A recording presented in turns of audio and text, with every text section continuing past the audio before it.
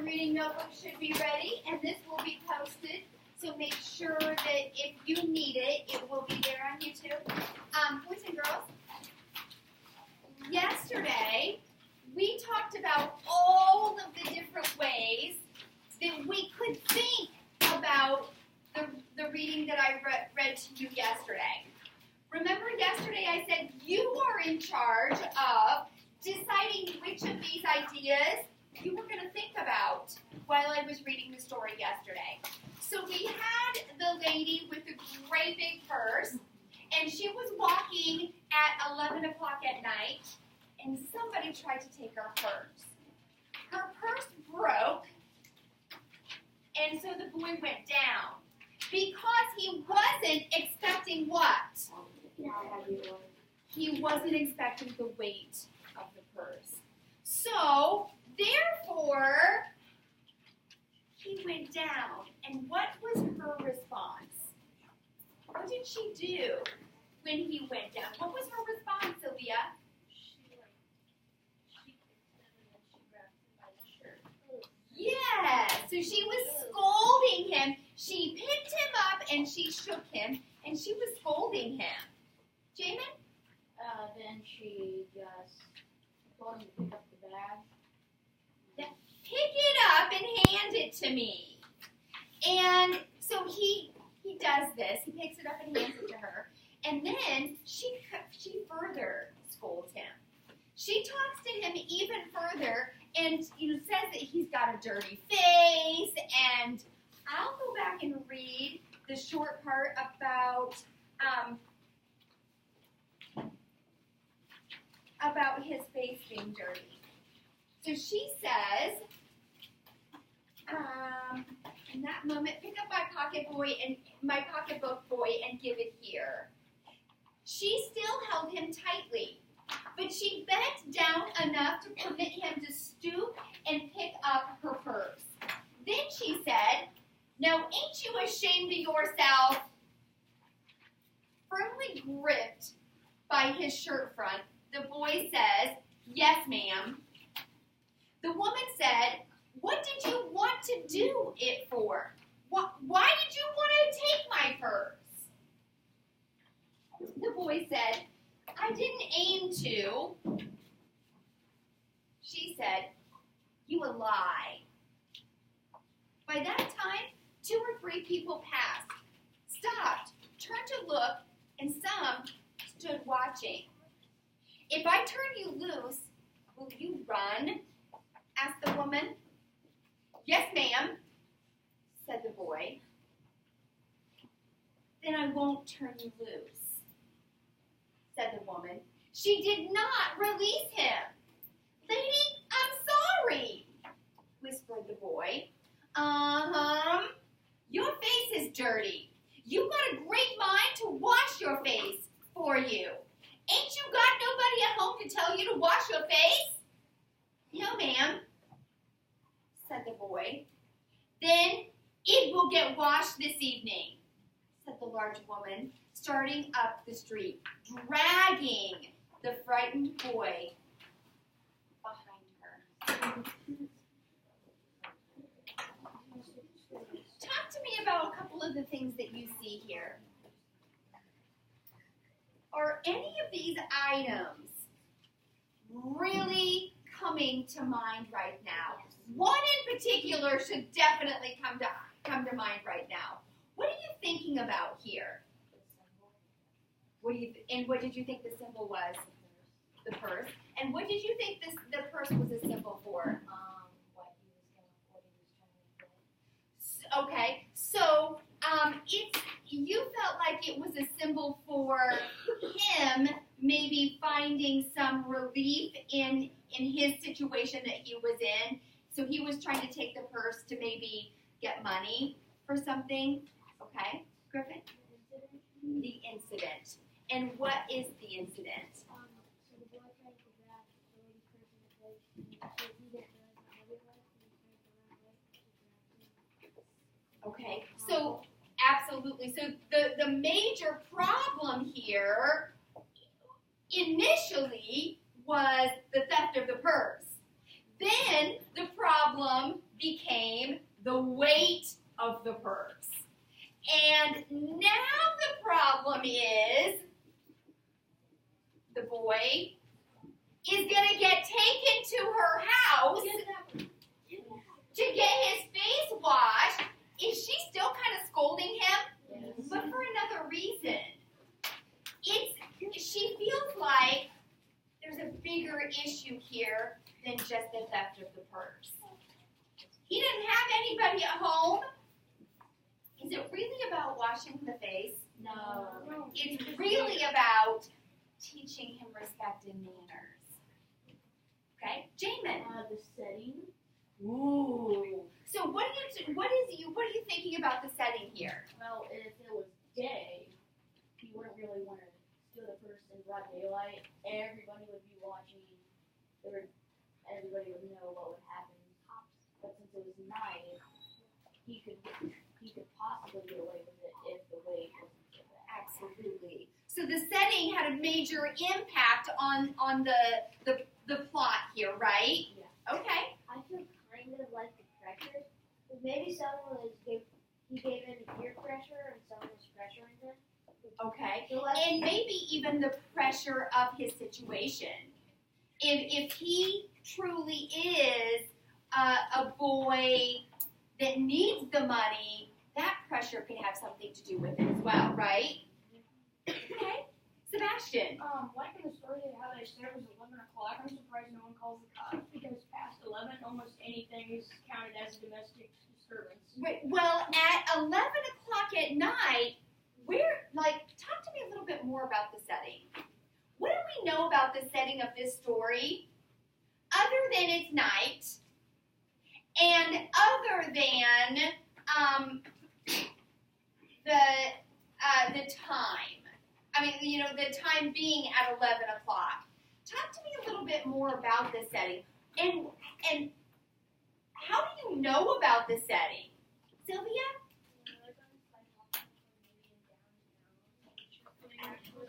Okay, downtown where?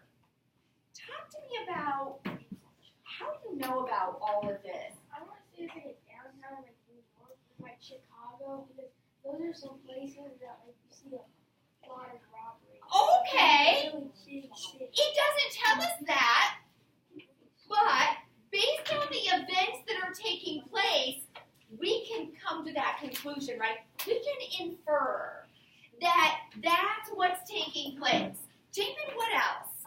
Maybe it's not a big city, since in a big city you wouldn't have a lot of homeless people, because there would be a lot of places for them to be.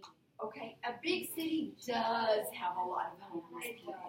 There are more, if you go to New York or San Francisco or Chicago, they're all over the place. Yes, yes. Of course, you know that I have lots of stuff inside of my purse. And so we had lots of snacks. And so we just pulled those out and gave them to them. But talk to me about the way that they talk. Talk to me about the way that they are behaving and talking. What do you get from that, Jamin? They're talking like they're like south. Oh. So what made you say that? Because the way that, basically the way that they said the words. Okay. Maddox? Okay. So it doesn't seem as if though very mature, you're thinking? She skipped some letters and some words, and I'm saying like Georgia or like Texas, Alabama. like Arkansas, Arizona. Okay. Okay. So what do you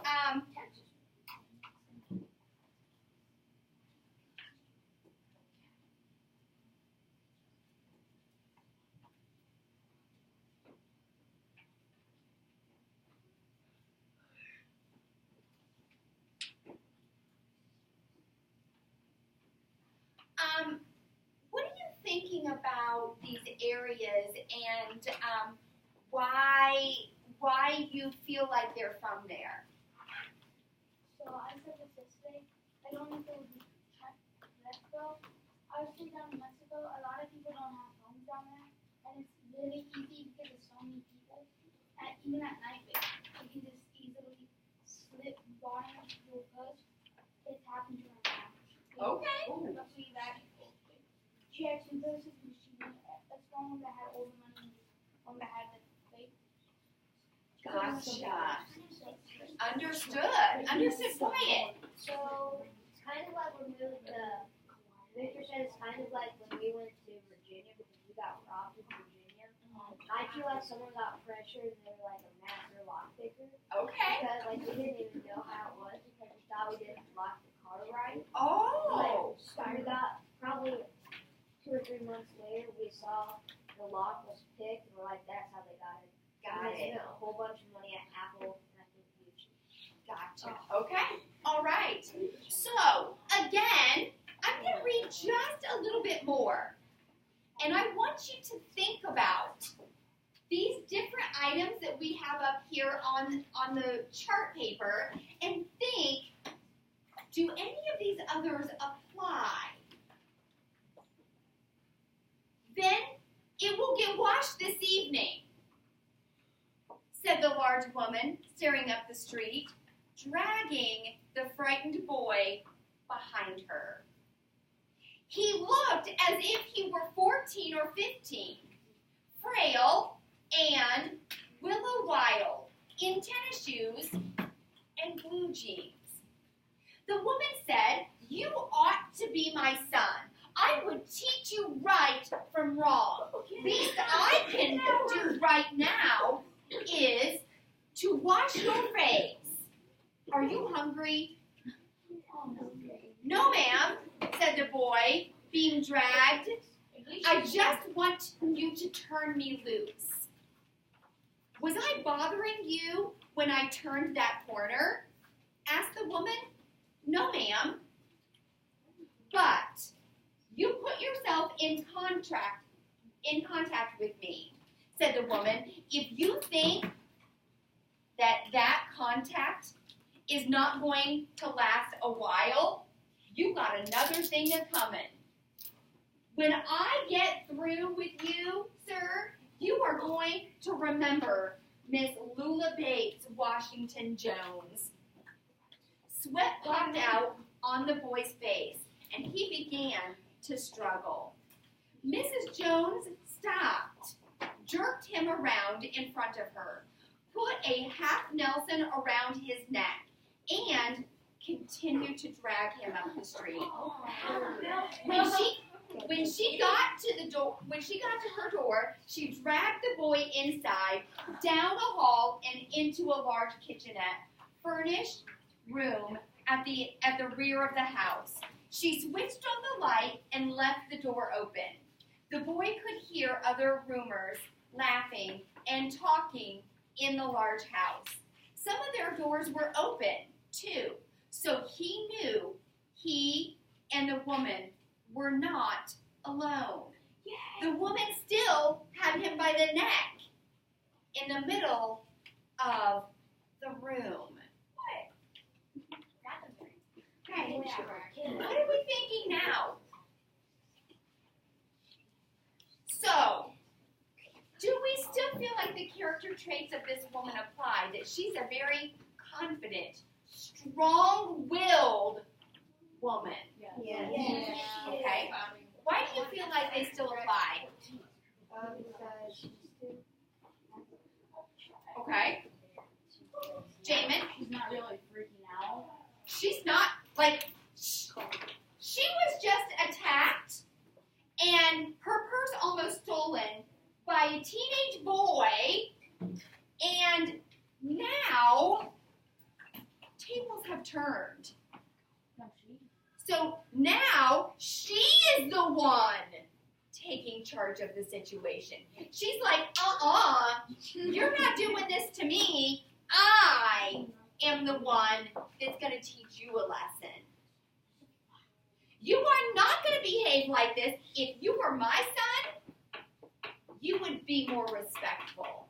You wouldn't have a dirty face. You wouldn't be on the streets, and you wouldn't be taking someone's purse. And now, I'm going to go teach you a lesson. You're going to get your face washed, and you're going to clean up your act. Yeah. So, what else can we say about her or the situation? What else up here applies to what just happened, Sebastian? She's pretty strong-willed. She is very strong-willed. What made you say that? She kind of dragged a kid through the house off the streets. Almost everybody there. Absolutely! And in the middle of the road at night. In the middle of the road at night! That's probably the worst. And she's a woman! And she did this. She did not care. Did not care. Wow. Absolutely. David, what were you going to say? Maybe that she's determined. Determined. She's determined to right a wrong, no matter what. Yeah. Seems kind of treat others how they would be treated. Yes. Absolutely. What made you say that? Because she ran into her purse and tried to take it, and she's going to teach them a lesson how she wants to be treated and how she should be treated. Yes. Yes. So, you know when she said that the officer said she had a big house? Maybe back to the foster home? Oh, maybe. So, Victor, what makes you think that?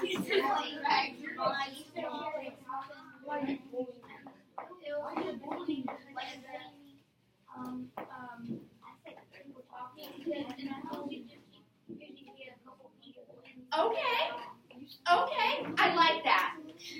And boys and girls, sometimes it's very difficult if your conversations are still taking place to hear the people who have raised their hands. So if you'd like to share your conversation, please make sure that you raise your hand so we can hear. Maddox? Oh. So what makes you say that it's lesson learned? Because she ran in, like Wyatt said, she ran into the woman, she stole her purse, and now he's going to pay the consequences for it. Absolutely. Okay. Here's the next part of our story. Oh my. She said, "What is your name?" "Roger," answered the boy. "Make sure, if you have things to say, to write them down so that we can all listen and then talk about it." "Roger," answered the boy. "Then, Roger, you go to that sink and wash your face," said the woman. Whereupon she turned him loose. At last, Roger looked at the door, looked at the woman, looked at the door, and went to the sink.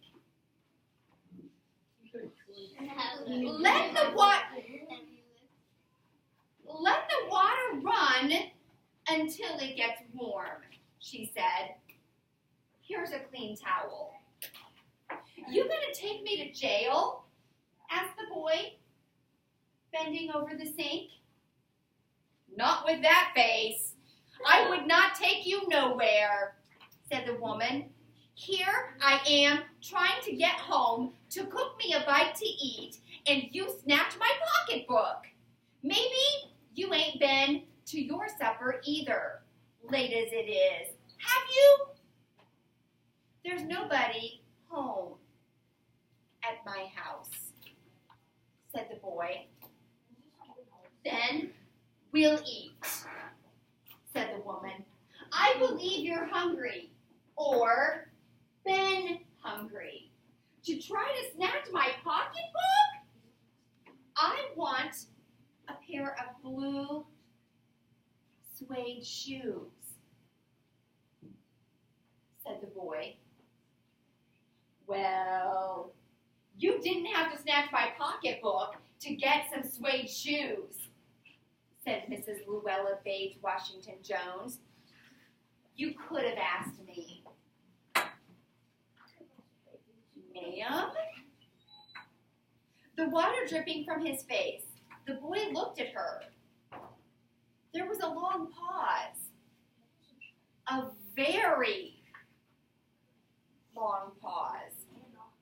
And after he had dried his face and not knowing what else to do, tried it again. The boy turned around, wondering, what next? The door was open.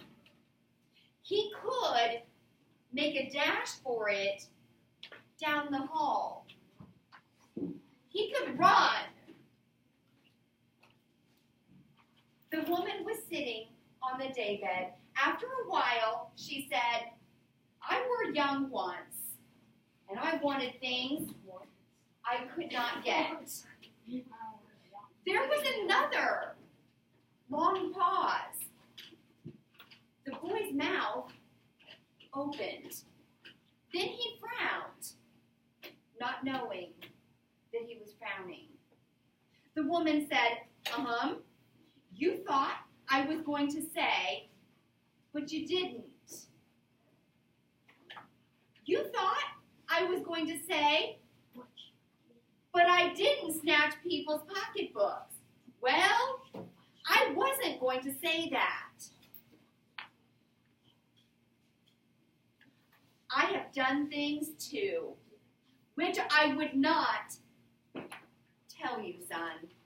Neither tell God if he didn't already know. So, you sit down while I fix us something to eat. You might run that comb through your hair so you will look presentable. In another corner of the room, behind a screen, was a gas plate and an icebox. Mrs. Jones got up and went behind the screen. The woman did not watch the boy to see if he was going to run now, nor did she watch her purse, which she left behind on the daybed. But the boy took care to sit on the far side of the room, away from the purse, where he thought she could easily see him out of the corner of her eye, if she wanted to. He did not trust the woman not to trust him. And he did not want to be mistrusted now. Do you need somebody to go to the store?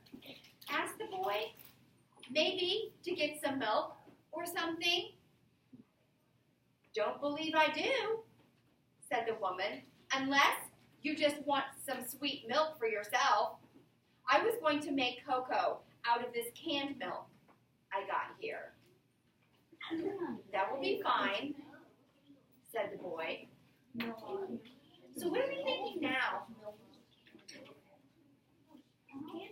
What are we thinking now? It is. Yes.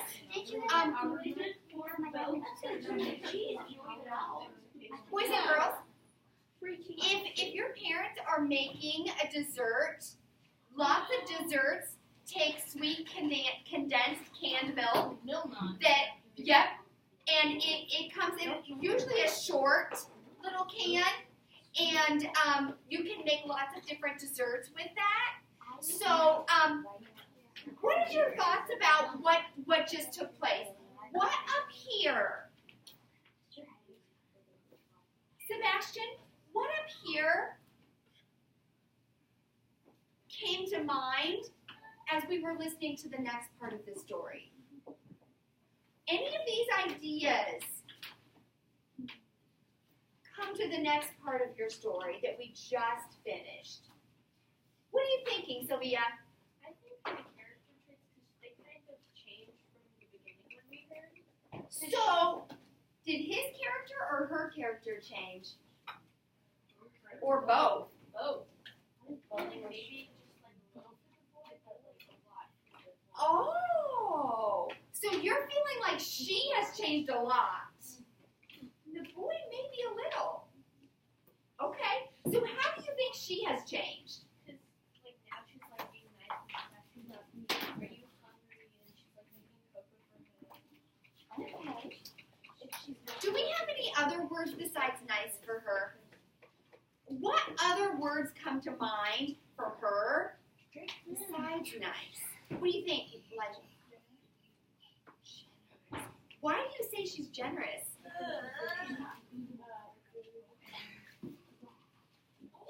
Okay. Isabel, what are you thinking?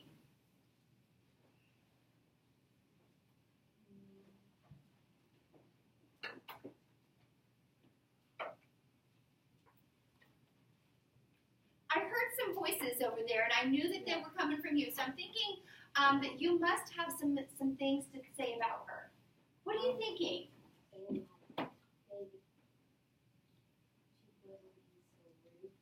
Oh, so what kind of feelings do you think she does have for him now? Well, probably they have like a connection because she did it when she was So maybe compassion or empathy?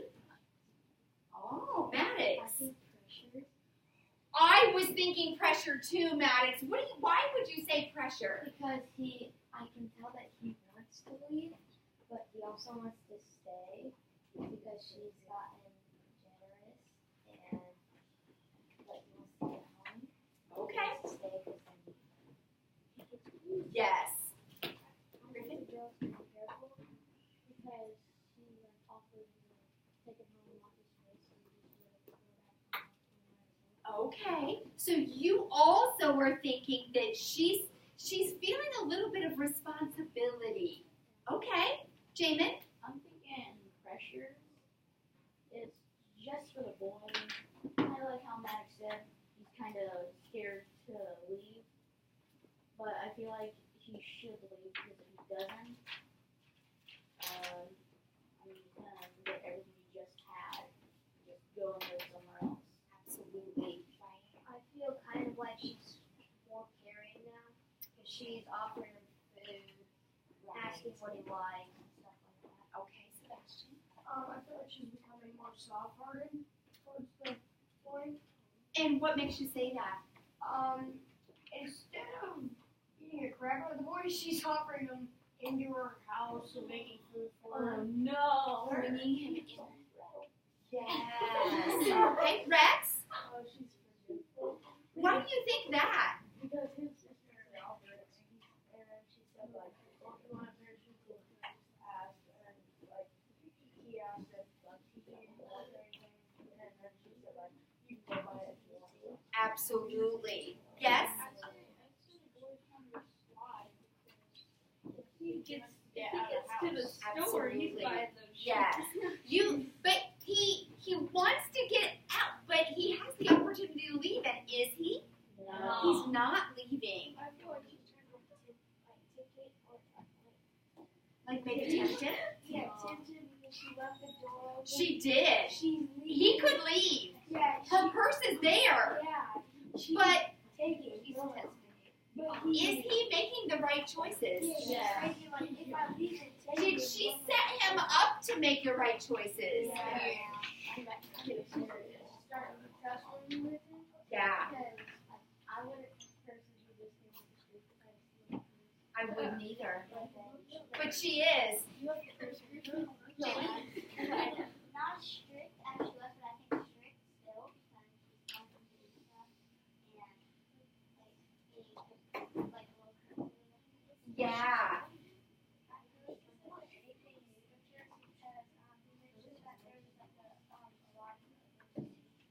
Okay, Peyton, say that again. I feel like this is not new to her because she's a lot of Maybe this is something that she's experienced before. Do you feel like the place has a lot to do with the effects of everything that's taking place? So, do you feel like the setting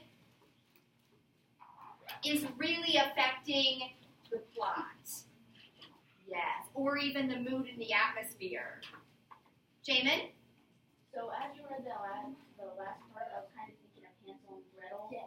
How they just walked into a home, they started eating, and eventually they were eaten. Okay, but do you feel like the atmosphere here has kind of the same mood or atmosphere in that situation?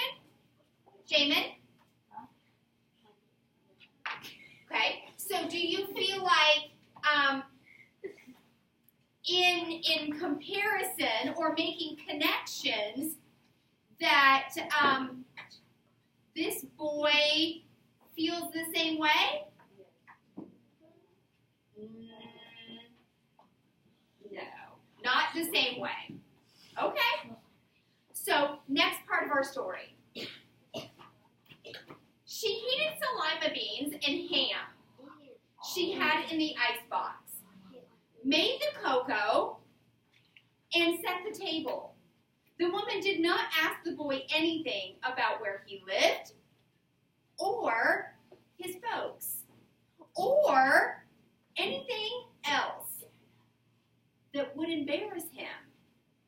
Instead, as they ate, she told him about her job in a hotel, beauty shop, that stayed open late, what the work was like, and how all the kinds of women came in and out, blondes, redheads, and Spanish.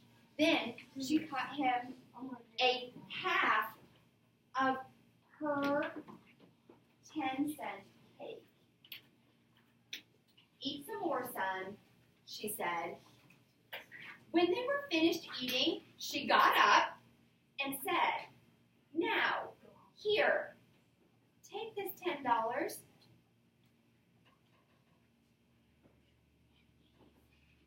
and buy yourself some blue suede shoes. And the next time,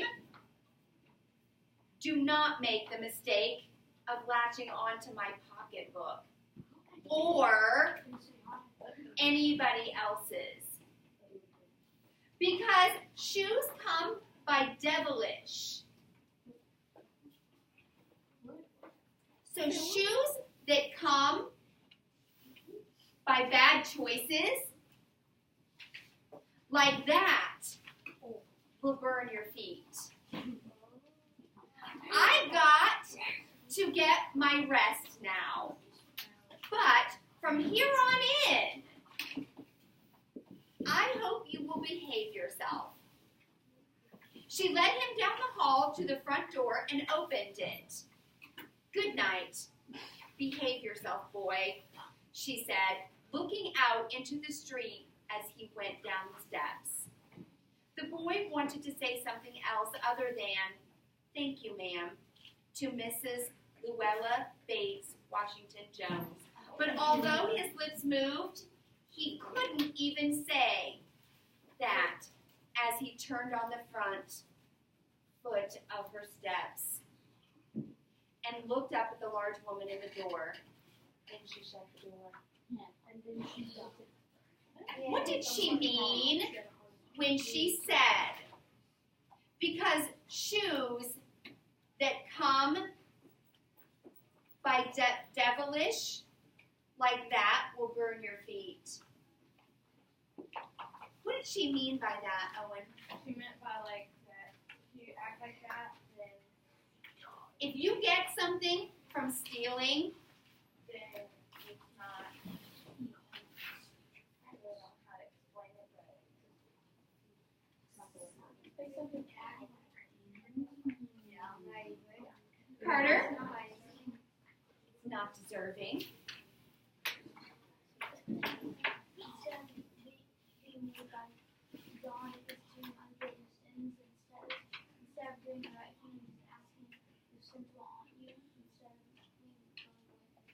Okay. Jamin? then you'll get robbed. Maybe. So are you kind of talking about maybe if we said earlier the theme of this, do unto others as you'd have them do unto you? I heard that as the theme earlier. Maybe that's what she's trying to teach him.